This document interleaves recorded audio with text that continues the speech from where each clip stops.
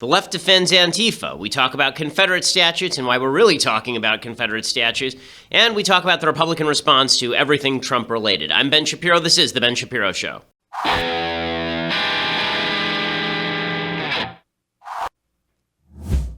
So, if possible, everything is worse. Yesterday, I left the show by saying, can we have a good day? Apparently, no one listened, so they decided to have an incredibly crappy day. Well done, everyone. Just a great job all around. We're going to talk today a lot about why the left seems to now be defending violence, why it is that Antifa has to be turned into heroes, why that was their ultimate goal in the first place. Also, we'll talk about Confederate statues. Should they be removed? Confederate monuments. Why are we even talking about Confederate monuments? What the goals are of the various political sides, and even discussing this. And we'll go through the various arguments for and against keeping them. So, it seems that the left had an ulterior motive when it comes to the events in Charlottesville. I don't mean that they organized the events in Charlottesville with an intent toward what happened to that innocent young woman, or that it's their fault that they went there and counter-protested an evil white supremacist movement. And spare me all of the talk about how there were lots of wonderful people at the evil white supremacist movement. The thing was pitched as a white supremacist rally. Okay, that's just the way that it was. Okay, but it is clear that one of the goals of the left, and it has been for now a year, and Charlottesville allowed them to do this with some level of credibility, is they are now attempting pretty overtly to legitimize the Antifa movement. The Antifa movement is a deeply violent movement that seeks to use violence against all the people they oppose. And the media have basically covered up the level of violence that Antifa is engaged in. So yesterday, we got news that another rally in Richmond, Virginia, where a bunch of Antifa people showed up, there was a journalist who really got clocked. We have a couple of pictures of what happened to that journalist. So here is a picture of the journalist after the journalist got clocked by an Antifa member. And here is another picture of the journalist's head after the journalist was clocked by the Antifa member. 4 staples in the head, concussion from the Antifa member. This was not covered in any real way by the media more broadly. They basically suggested that none of this sort of stuff happened, and that when Trump said that the alt-left was charging into people, that was not true.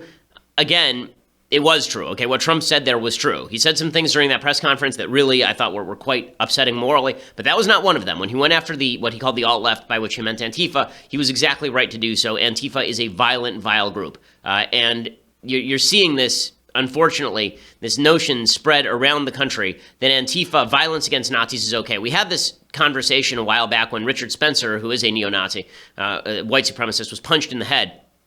And a lot of people on the left celebrated. Yay, Richard Spencer was punched in the head. And I said at the time, I think Richard Spencer is vile, but you can't punch Nazis in the head. We live in a civilized country. Okay, you shouldn't be punching people in the head. This is why we have police. Ideally, I mean, it's one thing to defend yourself. It's a full other thing to go somewhere with the intent of engaging in violence. But the left seems now ensconced in this idea. There were 2 Washington Post op-eds in the course of 48 hours basically endorsing Antifa. So one of them was from a professor named N.D.B. Connolly of Johns Hopkins University, and he wrote an entire piece called "Charlottesville Showed that Liberalism Can't Defeat White Supremacy, Only Direct Action Can." In other words, we can't have votes, we can't have conversations, we can't have debates. No, only white supremacy. White supremacy can only be defeated by throwing what he calls rocks. And this is seriously what he writes. He writes, "Liberalism, paper, preserves our country's long commitment to contracts. Under liberalism, citizens stand in contract with their government. The government's job, in turn, has been to enforce contracts between individuals and groups. But," Connolly continues, "white supremacy represents our culture's scissors. There have been people historically cut out of our social contract, but there is a rock," right? It's rock, paper, scissors. There is a rock. Resistance. Okay, resistance is the rock. And he says, "Rocks can look like armed self-defense or nonviolent direct action campaigns." Well, those are not the same thing at all. Okay, nonviolent direct action campaigns like boycotts, that's not the same thing as punching somebody in the head or throwing rocks. He goes on to talk about why violence is okay. He says, "In April 1968, amid a flurry of other rocks, riots shook American cities following the assassination of Martin Luther King Jr. It took that rolling unrest, not the promise of further economic growth, to spur President Lyndon Johnson and Congress to action. Within a week, they had passed the Fair Housing Act. Over the past century, liberalism, vexed by an ever-sharp, ever-cutting white supremacy, has needed these rocks. So riots are necessary. So burning down Detroit, burning down Los Angeles in the Watts riot, that was necessary." And then he concludes, "Segregationists have again assumed their pedestals in the Justice Department, the White House, and many other American temples." Okay, by the way, Jeff Sessions immediately called this a hate crime and said he was going to investigate this as a terrorist incident. So that's just nonsense. And when he says segregationists in the White House, Trump isn't a segregationist. Okay, I don't like what Trump said. I've been very clear that I didn't like what Trump said on Tuesday or on Saturday. I think Trump sometimes fellow travels with the alt-right because he thinks they're his friends, but he's not a segregationist. Okay, Connolly concludes, paper alone won't drive them out. Start throwing rocks. So overtly calling for violence in the streets in a country that is highly law-abiding, where levels of violence are at their lowest levels on average in 50 years, basically. I mean, this is really, really vile stuff. It's, by the way, it's also historically ignorant, and this is another point I think worth making. Riots in America have not forwarded the cause. Riots in America have made the cause worse. Detroit, before the Detroit riots of 1967, 1968, before those Detroit riots happened, Detroit was the fastest growing black city in America. It was an economic hub. Black families earned 95% on average what white families earned in the city of Detroit. Desegregation was happening wholesale in Detroit. Housing was being desegregated in Detroit. And then after the riots, you got white flight. People left. The tax base eroded. They raised taxes in order to take advantage of whatever smaller tax base was left. More people left, and that's how you hollow out a major city like Detroit. Riots have done the same thing in LA. LA is a highly segregated city. I've lived my entire life here. LA is very, very segregated. South Central Los Angeles, or South Los Angeles as they like to call it now, is very black, and East LA is very Hispanic, and Simi Valley is very white. Okay, it's a very segregated city, and one of the reasons is because of riots like the LA riots, or as Maxine Waters, that disgusting human being, called them the LA uprising, when many black folks decided to burn their own neighborhoods and target Korean shopkeepers in South Central over the Rodney King verdict. Okay, riots, throwing rocks, is not a worthwhile thing in the United States. Again, self-defense is one thing. Riots are not self-defense. Riots are not self-defense. I'm not talking here about the lynch mob comes to get a black guy and he shoots them. Good for him. More power to him. That's why the NRA is useful. Okay, but I'm talking here about what he's talking about, the idea that Antifa needs to go out in the streets, and if the Nazis are marching, Antifa needs to go out and punch them in the head. He's not the only person saying this. Mark Bray is a historian and lecturer at Dartmouth University, and he's defending Antifa. He was on MSNBC fully defending this vile, violent, communist anarchist group. How do far-right movements grow? I say they grow by becoming normalized, by not being confronted, by being able to present themselves as family-friendly and respectable. So part of the reason why the alt-right called themselves alt-right is to present that mainstream image. And the opposition that people showed in Charlottesville really marred and tainted that. So I think that by showing up and confronting it, it prevents the ability of being able to be presented as mainstream. And connected that, I think really you need to be able to prevent them from being able to organize. People who are involved in politics know that for movements to expand, they need to be able to organize and grow. And if you stop that, it prevents it. Okay, this is sheer nonsense. What he is saying here, that people who engaged in violence with the Nazis and white supremacists in Charlottesville did the country a service, absolute crap. This is he wrote in his piece that the Antifa has been fighting Klansmen and fascists for years, and then he specifically talks about how they helped stop Hitler, except for how they didn't stop Hitler. Right, he says, in retrospect, anti-fascists have concluded it would have been much easier to stop Mussolini back in 1919 when his first fascist nucleus had 100 men, or to stamp out the far-right German Workers' Party, which had only 54 members when Hitler attended his first meeting, before he transformed it into the National Socialist German Workers' Party. So he says that, and not just, but he's saying they shouldn't just do this through education. He says the first anti-fascists fought Benito Mussolini's black shirts in the Italian countryside, exchanged fire with Adolf Hitler's brown shirts in the taverns and alleyways of Munich, and defended Madrid from Francisco Franco's insurgent nationalist army. Yeah, how'd that go? How'd that go? All three of those times the bad guys won. So how'd that go? I mean, I want to talk a little bit about this myth that armed violence by communists in the Weimar Republic would have stopped the Nazis. There was armed violence by communists in the Weimar Republic. It was one of the driving forces behind the Nazis' success. People looked at the communists and they said, okay, if we have to decide between communist violence and fascist violence, we'll go with the fascists. Okay, this is from Richard Evans's book, The Coming of the Third Reich. Quote, a graphic account of the life of the committed communist activists during the Weimar Republic was later provided by the memoirs of Richard Krebs. Clashes with the police strengthened his hatred of them and their bosses, the social democratic rulers of the city. The communists refused to work with the social democrats. It says, Krebs later described how committed communists would attend street demonstrations with pieces of lead piping in their belts and stones in their pockets, ready to pelt the police with.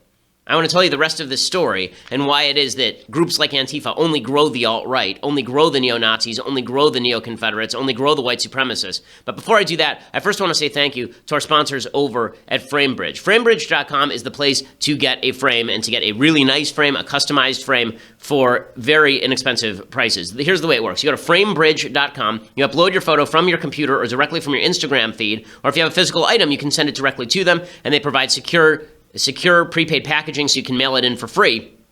You can preview your photo online in any frame style that you like. You can choose your favorite. You can get free help from a consultant. The expert team at FrameBridge then delivers the frame to your door in days, not weeks or months. They deliver it ready to hang, so you can just stick it right on the wall. And instead of the hundreds that you would pay at a framing store for a custom frame, their prices start at $39. All shipping is free as well. I've used FrameBridge for my own posters. They charge an arm and a leg at a lot of the custom framing places around here. If you want to frame a poster, FrameBridge is much less expensive and much nicer, actually. My listeners right now get 15% off their first order at FrameBridge.com when they use my code Shapiro. FrameBridge.com and use my promo code Shapiro. Right now they have a happiness guarantee as well. So if you aren't 100% satisfied with your order, they will make sure that it is right. Shapiro, okay, promo code Shapiro at framebridge.com. Again, that's framebridge.com/Shapiro. I've used them. I'm very happy with them, and I think that you will be too. Okay, so it wasn't just that the communists and the Nazis went at one another. Paramilitary battles were common, by the way. Here's some statistics about the paramilitary battles. In the aftermath of World War I, the German army was essentially disbanded by the Versailles Treaty, and there were a lot of ex-military people roaming around. The communists grabbed some of them, and what were called the Freikorps, grabbed grabbed another, and they formed things like the Steel Helmets and the Freikorps, and these were all militia groups, basically local militia groups that wandered the countryside fighting each other and quote unquote defending the population from the various entities. From 1924 to 1929, it was claimed that 29 Nazi activists had been killed by communists. Communists reported 92 workers had been killed in clashes with fascists from 24 to 30.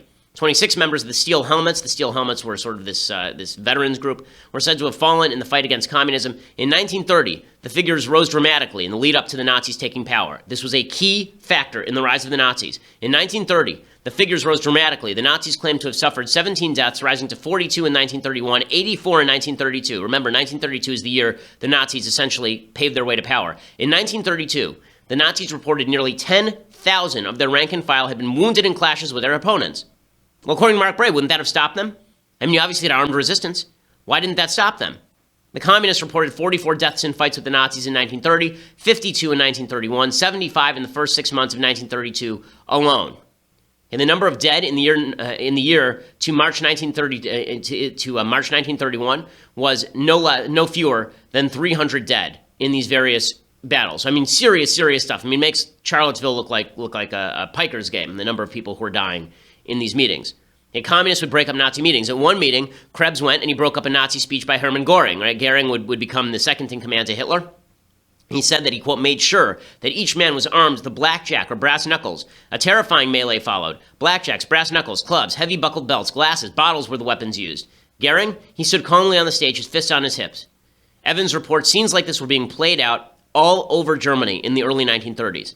The Nazis made their money off these sorts of things. If you want to make the alt-right more popular, all you have to do is go out in the streets and fight them. Then they get to look tough. They get to look like they win. They get to look like they're victims at the same time, like they're fighting a defensive battle when really what they're doing is promulgating an evil ideology. Again, this is Richard Evans, okay? Goebbels made his reputation, above all, as regional leader of Berlin, where his fiery speeches, his incessant activity, his outrageous provocations of the Nazis' opponents, and his calculated staging of street fights and meeting hall brawls to gain the attention of the press won the party a mass of new adherents. Young, disenchanted men who have nothing better to do with their lives are looking for a movement to belong to and that will engage in violence. It makes them feel tough. It makes them feel special. This is why you see, Christopher Cantwell in that Vice video talking about how many guns he carries and how he works out all the time and makes himself more ready for violence. This is a thing, okay? And when Antifa plays right into their hands, not only are they doing something evil when they shut down normal conservatives, they're doing something evil when they fight these Nazis in the streets with their fists. Okay, that's why we have police in this country. Okay, we have very able police in this country. And the idea that we need Antifa in the streets as some sort of grand and glorious mission is really disgusting. It's a way of legitimizing a group that, by the way, is communist, anarchist, and fights law-abiding people too, not just white supremacists. Not just white supremacists. But this is just in line with something that I think is really terrible, which is that I think everyone is taking advantage of racial conflagrations like this. They're taking advantage of hot points like this to promulgate an image of their opponents. So the whole point, this is why we're talking about Confederate statues, rather. So the reason that we're talking about Confederate statues, this has become a major issue now because President Trump decided to make that an issue at his press conference a couple of days ago because the rally for the white supremacists took place around the Robert E. Lee statue, and because the left is now calling for Stone Mountain to be taken down, and they're talking about how they need to get rid of various monuments all over the United States that include Confederate figures or pre-Confederate figures. So we need to ask ourselves, why are we even having this conversation? And I think it's worth recalling that in the aftermath of that evil piece of crap, Dylan Storm Roof, shooting 19 black people, murdering 19 black people at a black church, a historically black church, Dylan Storm Roof, there's a picture of him with a Confederate flag, and we had a whole national conversation about the Confederate flag. Why is it that whenever somebody does something evil, we immediately jump to try to find some divisive symbol that we can all rally around or against? Why is it that we do that? And I would suggest that it has very little to do with the symbol and a lot more to do with political gamesmanship. It has a lot more to do with people trying to make political hay. Okay, so let's start at the beginning here. The controversy over Confederate statues has been a hot-button issue for decades. Okay, there are good arguments on both sides. And in a second, I'm going to go through the arguments on both sides and what they mean and whether they are worthwhile. But the question is, why in the aftermath of what we just saw in Charlottesville are we now talking about getting rid of all the Confederate statues? I mean, like a year ago, we got rid of all the Confederate flags, supposedly, and that obviously didn't tamp things down. So why is it that we keep going back to iconoclasm? Iconoclasm literally means taking down icons. Why is it that we're attempting to do that now? Why is that an important thing? Okay, we're actually participating, I think, in a politically advantageous proxy argument. The people who want to get rid of the statues want to label everyone who wants to keep the statues a member of the alt-white right supremacists. Okay, that's actually what they want to do. So people who say, if you want to keep the statues, that's because you're a white supremacist. And then people who don't want to get rid of the statues, they say, in contrast, that everyone who wants to get rid of the statues just wants to wipe away American history. Now, there are people who back the Confederate statues who actually are white supremacists, as we saw in Charlottesville. And there are a lot of people on the left who want to use the Confederate statues as a club issue and want to get rid of all of American history. They want to get rid of Jefferson and Washington, and what Trump was saying is true. There is a cadre of people who absolutely that is on their agenda. But those aren't the real honest arguments about this particular Confederate statue or that particular Confederate statue. All of this chaos, all of this fighting, all of it is being done in order to build particular movements. So let's start with the alt-right. Why did they have their rally around the Robert E. Lee statue in Charlottesville, Virginia, in the first place? Well, they chose to protest the removal for two reasons. One, they're actual white supremacists who find the arguments of the Confederacy attractive about the racial supremacy of whites to blacks. Okay, but more importantly, the real reason they did this is because they know that there are many non-white supremacists, right? There are a lot of people who are not white supremacists who also oppose getting rid of the Robert E. Lee statue on other grounds, historic grounds, cultural grounds, the grounds that maybe this is a good opportunity to teach their children about the evils of slavery and the problems of Confederacy. Okay, the alt-right used these statues as a rallying cry because they're trying to draw it closer to the normies. Right? They're trying to say that normal people who don't want to get rid of the statues, by the way, the polls show a vast majority of Americans are not interested in getting rid of these statues, including, according to some polls, a majority of blacks. The idea that everyone wants to get rid of the statues is nonsense. The alt-right knows this, and so they pick a cause they think has a majority of support, like, let's not get rid of this Robert E. Lee statue, and then they rally around that, hoping to broaden their cause. So the left reacts in exactly the flip side way. So just as with Dylan Storm Roof, the left decides that it's very important now to label everyone who is their opponent a Nazi. Right? So everyone who opposes getting rid of these statues is now a member of the alt-right, according to the left. According to Antifa and the hard left, there are no good people who believe this. Now, this is not the same thing as what Trump said. Trump said there were good people who went to that rally on Friday night. I seriously doubt that. But what the right is saying is that there are some good people who believe that you shouldn't get rid of the statue. Undoubtedly true. The left is saying there are no good people. Then there are no good people who believe that you shouldn't get rid of the statue. Okay, they did the same thing with the Confederate flag. The idea was anybody who flies a Confederate flag must be a redneck racist who wants to murder black people. Okay, it wasn't true then, it's not true now, and it's not true about the statues. How about President Trump? Well, President Trump also is acting out of political convenience. So the left has now broadened the rubric of bad guys to include anybody who opposes getting rid of the Lee statue. So Trump responds by defending anyone who doesn't want statues of Lee torn down as decent.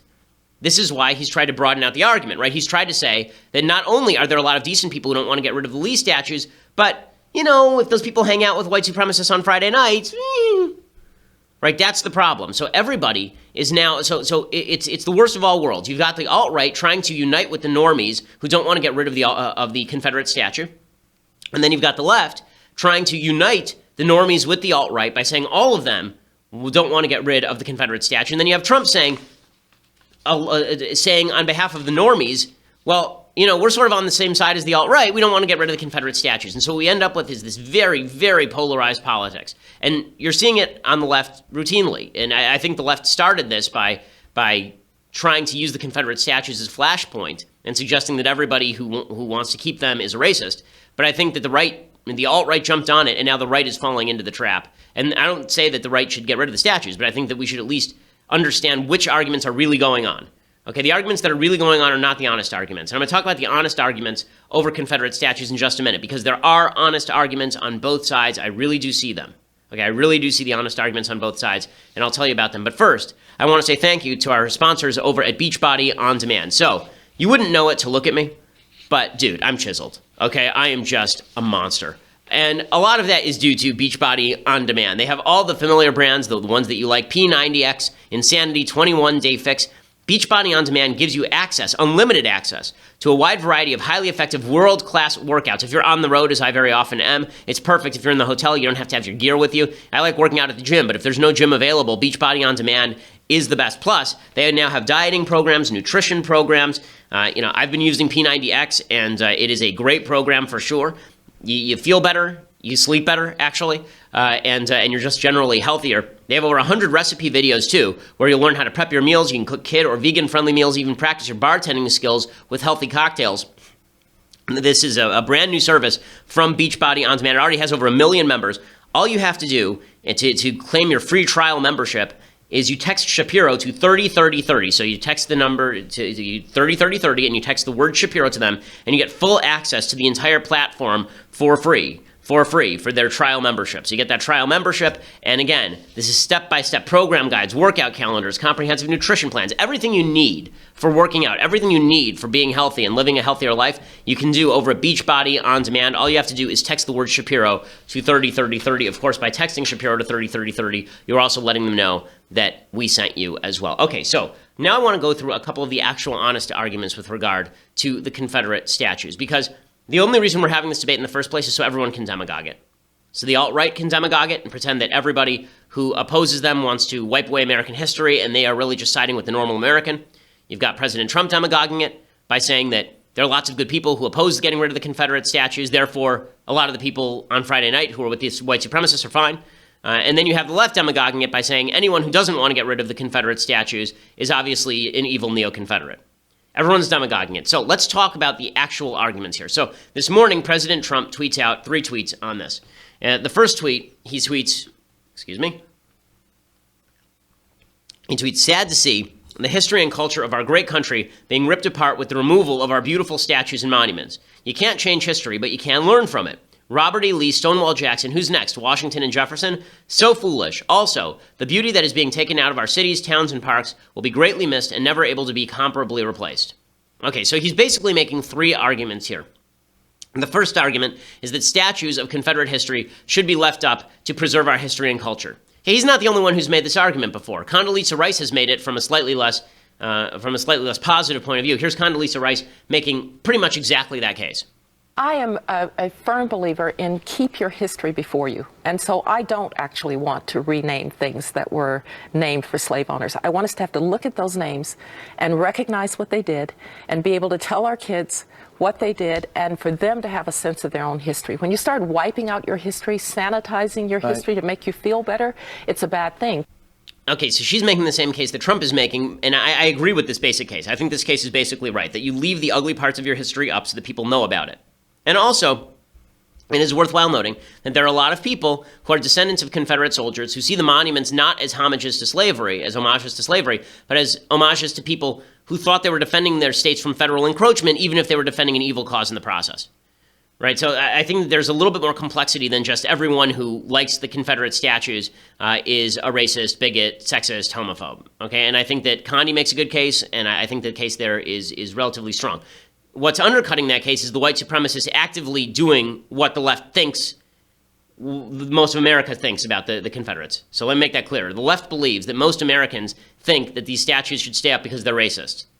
The actual reason that the white supremacists want the statue to stay up is because they're racist. So it's hard. It's a serious problem that the white supremacists are taking and using these symbols as rallying points. It's really quite demoralizing. Okay, so the second argument that Trump makes is the slippery slope argument. This is actually Trump's strongest argument, is the one that he made on Tuesday. He said that the left wants to wipe away all vestiges of American history, right? They want to get rid of Washington. They want to get rid of Jefferson. This is certainly true. Okay, there are members of the left who want to do this. There's already talk. Al Sharpton is talking about how he wants to get rid of statues.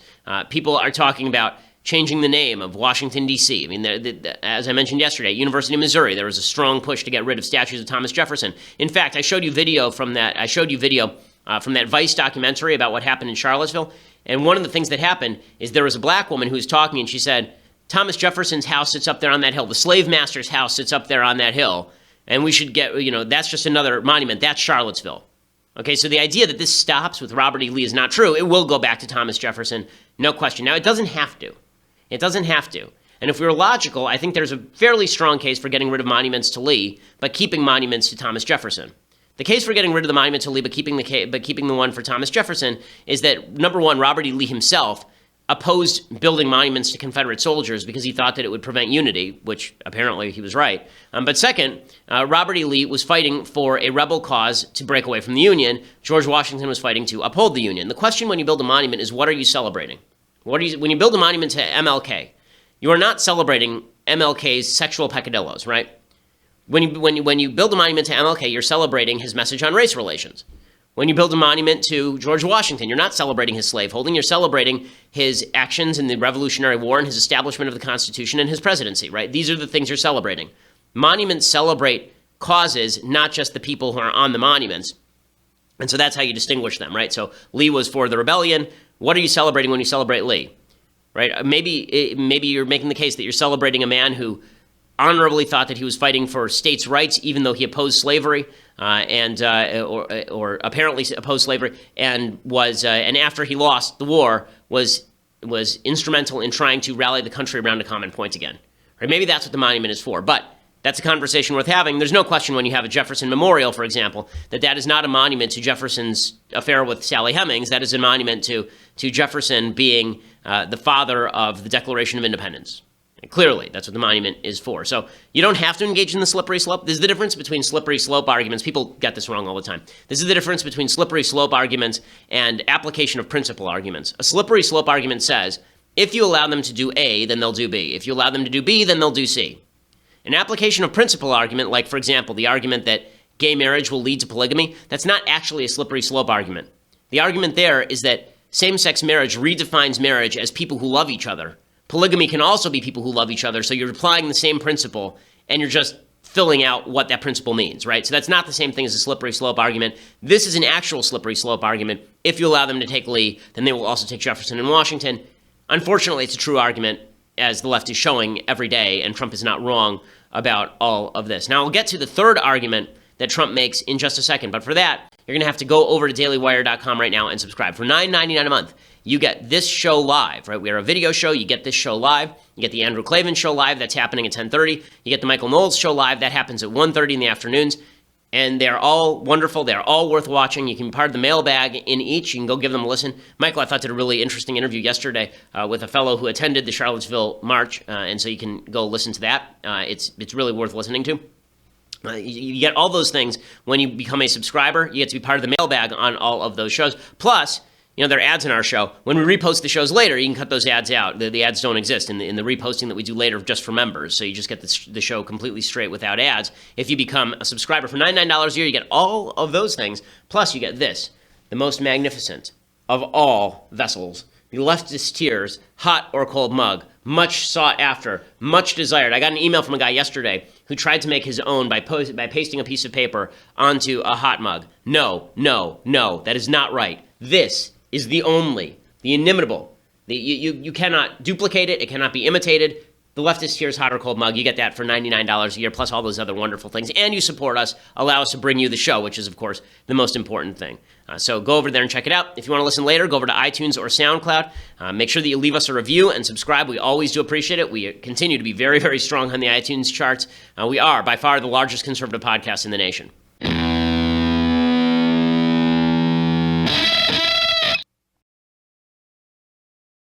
Okay, so the third argument that Trump makes with regard to these Confederate statues is that the statues are aesthetically pleasing.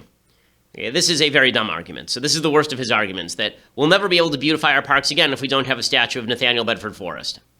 I'm pretty sure it'll be okay. That's not a particularly good argument. I think there's an argument for some of them. Like, I think that Stone Mountain is an amazing monument. I mean, just aesthetically, it's an amazing thing. I mean, they carved these giant monuments into a mountain. That's pretty incredible. But I don't think that, you know, some of these statues that exist on street corners that nobody's looked at in 40 years, I don't think that those are, that's a very weak case as opposed to the case that you see from a lot of people on the left, which I think is a fair case, where they say, hey, I'm a black taxpayer and I don't feel like paying for somebody to polish the shoes of Nathaniel Bedford Forrest. I think that's totally fair. I think that's a totally fair argument. So those are arguments we can have, though, right? I mean, I'm just presenting you all the arguments. Those are arguments we can have. We're not going to have any of those arguments. We're going to stand in our various corners and scream at each other, because that's what politics has become. Us standing in the corners, screaming at each other, the fringes getting less fringy, the fringes getting more violent, and things getting worse. I think that, unfortunately, Charlottesville may be the beginning rather than the end, which is terrifying in its own right. Between Antifa and the alt-right, wow, I think things are moving in the wrong direction. Okay. Meanwhile, President Trump is trying to recover from the foolishness of holding a press conference that was completely counterproductive.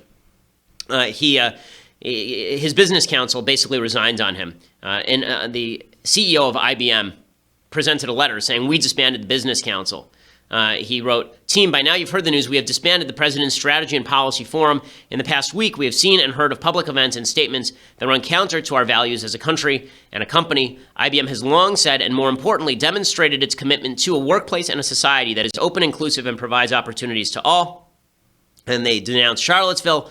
And then they say, "We have worked with every U.S. president since Woodrow Wilson. We are determinedly nonpartisan, and we have always believed dialogue is critical to progress. That's why I joined the President's Forum earlier this year. This group can no longer serve the purpose for which it was formed. We agreed to disband the group." Okay, so they agreed to disband the group. So Trump tweets out that you can't quit. You're fired. He says, "I'm ending the council." He says, "Rather than putting pressure on the business people of the Manufacturing Council and Strategy and Policy Forum, I am ending both. Thank you all." Okay, well, when they issue a letter, like, who do you believe? You think Trump disbanded the forum, or do you think that the people who are the CEOs were going to leave, and then Trump disbanded the forum, or they decided to disband it themselves? None of this is good. Apparently, Trump is very proud of himself for this press conference. Steve Bannon is very proud of him for this press conference because he feels like finally we get down to the root of the battle. Finally, we get down to the identity politics battle. In fact, Steve said that directly to the New York Times. He said, "The left's been engaging in identity politics for a while. Let them continue to do that, and we'll just play off of that." It's not a good thing. The President of the United States should not be celebrating the rise of identity politics on the left, even though it's destroying the left. I don't think he should be celebrating that. He should be fighting it with every tooth and nail in his body, every bone in his body. He should be fighting that with. Instead, I think that he's engaging with it. Apparently, Trump was telling people that he has no regrets. I think that he should actually get the tattoo that says "no regrets." It's like you should at this point have some regrets about what state you see the country in. And obviously this is not all Trump's fault. It was like this before. Obama had exacerbated racial tensions to a tremendous degree. Look at the Gallup polls. But this is definitely not helping. Bannon, by the way, seems to be in trouble. Bannon did that. He did an interview with the American Prospect. He called up a guy at the American Prospect, which is a very far-left organization, and began ranting to him about globalists like Gary Cohn, and he started yelling about Trump's North Korea policy, saying there's no chance we're going to do anything military in North Korea, obviously, and then the guy printed it. And so Bannon's been trying to backtrack ever since. I think the greatest part of this particular story is that clearly whatever disease the mooch had is infectious. It is a contagious disease. So the mooch calls up a reporter, forgets to say it's off the record, and then apparently Bannon says he did the exact same thing. Not smart. But Bannon may be on the skids. The easiest thing for Trump to do right now, by the way, is fire Bannon and then say, listen, I have to disassociate from all these people. They're really bad. Is Trump going to do that? I'm skeptical. Maybe he fires Bannon, but I don't think that Trump is a guy who always doubles down. And that means that if you know he's bluffing, you should definitely play poker with him, because he will just continue to double down. He'll go all in on nothing. He'll go all in on not even a pair of twos. He'll go all in on 2-7 offsuit. It's really it's an unfortunate tendency. It's put Republicans in a weird position. So the left has been saying, a lot of people in the media have been saying, when do the Republicans disassociate? When do they turn on Trump? Jeffrey Toobin, for example, on CNN, he says Republicans are just mildly rebuking him. When will they really turn on him? No, we're talking about whether you can function as president of the United States, and he can certainly function because the Republican Party is not going to abandon him. Mitch McConnell said he was upset. You know, I'm upset when I can't find a good parking place. I mean, it is the mildest kind of rebuke. Do you think Mitch McConnell is not going to fight for tax reform now? Do you think that the Republican Party is going to stop trying to disenfranchise African Americans like it's doing all over the country because Donald Trump said something bad?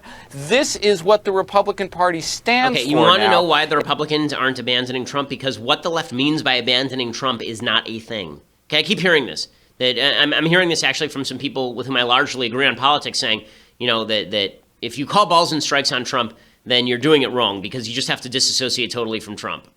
It's not a matter of how do you disassociate from a human being? Like, what does that mean? To just never talk to me? I don't talk to Trump now. What does it mean to disassociate from him? I can't support anything he does ever. I have to yell at every single thing he does.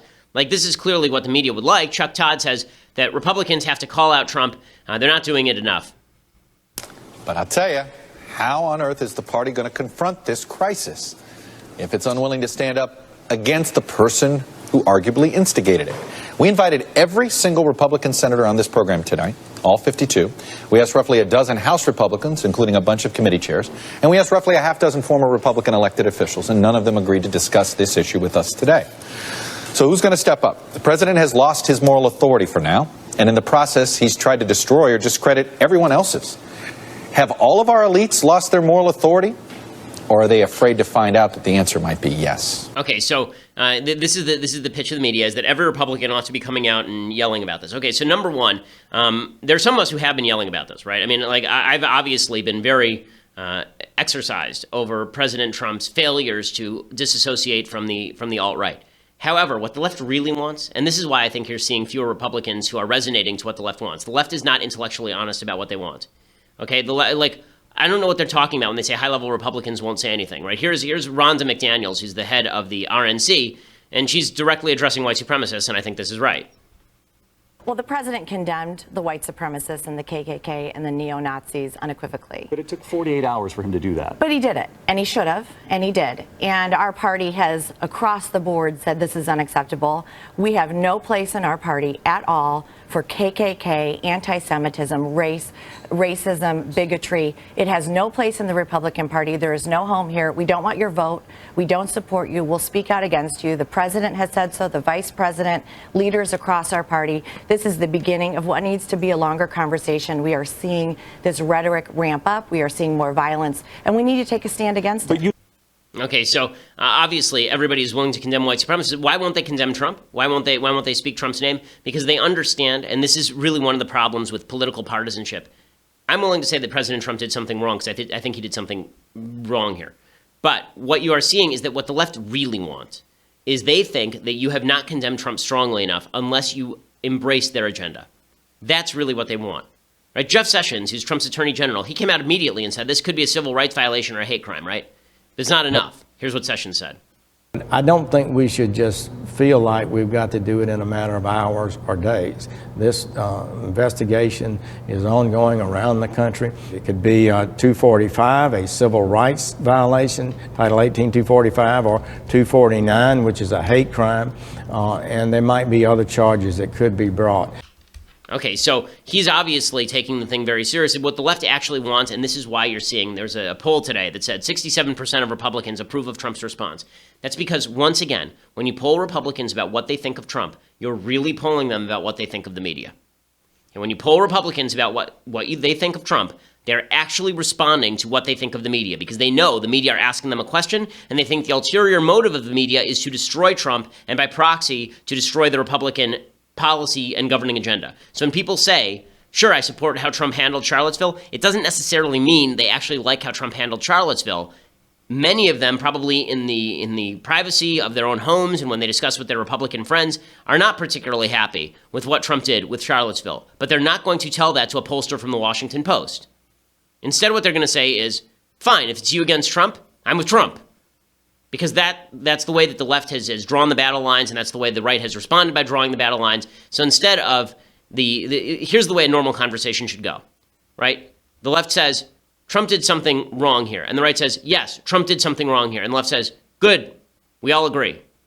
But that's not how the conversation goes. What happens, the left says, Trump did something wrong here. And the right says, yes, Trump did something wrong here. Or they prepare to say that. And then the left says, you know what? Even if you say Trump did something wrong here, you still agree with him because you want to pass his tax agenda. And so what this leads to is sort of a game of chicken. It's really more of a prisoner's dilemma, as I've explained in game theory. It's more of a prisoner's dilemma where the best option for both sides, the dominant strategy for both sides, is to fall into the trap of defending their man. So if you're a Republican and you know that the Democrats' next step is to say, even if you condemn it, you're still a racist, then you say, fine, I'm just not going to condemn it. I know what your real agenda here is. Your real agenda is to just slander me. So screw you, I'm not engaging. That's what these polls are actually showing. I don't think the polls are showing that Republicans are racists or bigots. I think what the polls are actually showing is that Republicans hate the media, and so they are unwilling to answer the questions of the media honestly. I really think that's what it comes down to. Okay, so time for a quick thing I like and a thing I hate. There were enough big ideas today, so we won't do Big Idea Thursday. So things I like. I couldn't stop laughing at this last night. So last night I went to a ball game, and my White Sox, who are 50 games under 500, were playing the Dodgers, who are 50 games over 500. And the White Sox were winning, and they were winning 4-2. They have a new young guy named Nicky Delmonico, who's just a terrific player. He hit 2 home runs in the game and a single, and he was playing a terrific left field, and just great player. Everything is going swimmingly. And then my dad and I know that the wheels are going to come off, so we leave at the bottom of the 8th inning, and naturally the wheels do come off, and the Dodgers win 5-4. So I had lots of fun at the game. It was nice. There were a couple of people who saw that I was at the game, tweeted where I was, so I did some pictures, so that was fun. So hello, all of you who are listening who were at the game last night. But the best baseball moment was not just me and my dad at the game last night, which was a blast. The best baseball moment of yesterday was the worst first pitch ever. This is an amazing first pitch. And this, I guess, happened at the Red Sox game. Pretty incredible. I mean, you got to give credit to this guy. This is hard to do. So if you can't see it, dude is throwing out the first pitch and nails the guy right in the nads, just a bit outside. Just a bit outside. Boom. Oh, man, that is not a good first pitch. I'm not sure who threw that first pitch, but kudos to him for bringing America together again. He's making America great again, I think, with that first pitch. He even tweeted, I think the guy who threw it tweeted, who knew that America could begin its healing process with a fastball to the testicles. So, well done, Red Sox first pitch guy. Okay, now for a thing I hate. So, the thing I hate today is a thing that I've hated for many a month, and that, of course, is John McKasick, a raisin in the sun, a man who looks like a wadded receipt you left in your pocket and then sent it through the wash. John Kasich, the governor of Ohio, the most self-aggrandizing human being ever, the person who single-handedly allowed Donald Trump to become the nominee of the party by refusing to get out and let us have an honest vote between Ted Cruz and Donald Trump in the latter part of the race. He stayed in for no reason other than he's an egoistic moron. And now he says he wants to primary Trump. And so he's out there bashing Trump because he wants to primary Trump. Pathetic, isn't it? Just pathetic listening to this and hearing these marchers. Think if you were a 8, 9, or 10-year-old getting ready to go to school like they are in Ohio, and you happen to come from a Jewish family, or if you're African American, and you hear this kind of hatred, and we know about bullying that goes on in the schools, and what are we doing to our children? And to not condemn these people who went there to carry out violence and to somehow draw some kind of equivalency to somebody else reduces the ability to totally condemn these hate groups. Okay, so Here's my problem, okay? My problem is not with some of the things that he is saying here, but my problem is that John Kasich obviously has political ambition and political agenda, and that's what infuses all of this. I mean, it doesn't sound like an honest take from Kasich. Kasich has been criticizing Trump over everything, large and small. And as I've said since the beginning of this administration, you got to wait to turn the needle up to 11 for times when it deserves to be turned up to 11. John Kasich seems like a cynical manipulator. The idea that he's going to run in the primaries against Trump is just idiotic. Okay, if he runs in the primaries against Trump, he'll get 20% of the vote maximum, and it's largely because most of the people who opposed Trump opposed him from the right, not from the left, and Kasich is coming at him from his left. So that's not going to be helpful at all. John Kasich, you egotist, it is largely your fault that Donald Trump won the nomination in the Republican Party in the first place, and then here you are doing this routine. Go away. Just go away. Okay, so we'll be back here tomorrow. I implore you, again, everyone, try to have a nice day, and then tomorrow we can talk about nice things, and we'll do the mailbag tomorrow, so that'll be fun at least. I'm Ben Shapiro. This is The Ben Shapiro Show.